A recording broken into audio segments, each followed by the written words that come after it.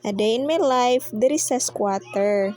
For today's video guys, kay gabi na di ay kaayo ana nga time no kay nagpahilot mi sa akong madam, naglakaw ra siya kay kamerang duha. Giubo akong madam guys. Pag-abot namo kay may gani na ang katong taghilot niya. Diri ra jud makauyon og hilot ang akong madam guys kay maulian dayon siya. Action mo gud danggas-danggas mo nang amo na lang jud siyang gipahilot dayon. Anad na lang taon na among madam diha guys. Makatuod na siya sa dapit ang tigpahilotan niya. Ay na lang gani makauyon ni akong madam sa hilot-hilot ba. Basta gani ubo-ubohon na siya, maingon na dayon na siya nga ipahilot na dayon siya. While gihilot siya diha, nagtanaw pud na siya og salida niya. Mao to pagkahuman niya gihilot nang uli na dayon mi kay ako siyang gipakaon. Iyang gisud-an dara kay nagluto ra ko og utan para makahigop siya og sabaw. Syempre di jud na mawa ang cellphone ni madam basta magkaon na siya. Ya mao to after 15 minutes kay ako dayon siyang gipainom og tambal. Ya kaning akong gipainom niya og tambal kay para sa hilanat ug para sa ubo, duha akong gipainom niya, akong gipadungan para jud mawala ang iyang gipamati sa iyang lawas. Basta moinom na akong madam og tambal kailangan na jud na siya usap-usapon ikahuman kay ludon man dayon na siya. Akong gipausap niya ang apple nga sobra niya ganina nga gikaon para lang jud dili niya isuka ang tambal nga akong gipainom niya. Pag human akong painom niya guys, taod-taod naabot ang iyang papa no gikan sa trabaho niya. Sweldo man mao to gitagaan siyang paghulog sa iyang alkansiya. Akong madam jud nag-offer nga hulog-hulugan na sad niyang balik iyang alkansiya kay hapit na daw siya mo school. May nalang kuno na siya pangpalit og uniform. Asa ka na advance mag-isip akong madam. Rating lipaya sa akong madam nga pag-iswat niya bugat-bugat na. Diha na lang kutob. Daghang salamat.